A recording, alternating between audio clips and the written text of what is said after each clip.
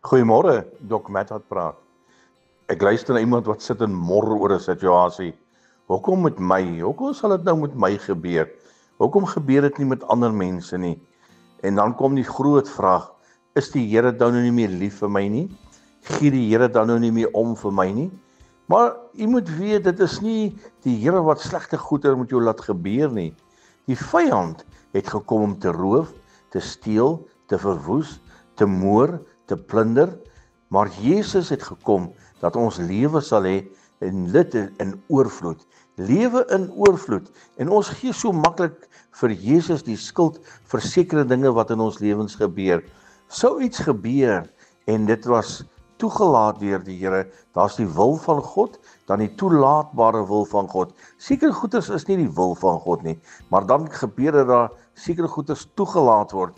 En aan die einde van die dag, as jy terugkyk, dan verstaan jy hoekom dit toegelaat is, dan het jy sterker geword in die situasie, dan het jy gegroei in hierdie situasie, dan weet jy hoe in die toekoms om sekere situasies te hanteer, hoe om sekere mense te help uit sekere posisies, uit sekere situasies uit.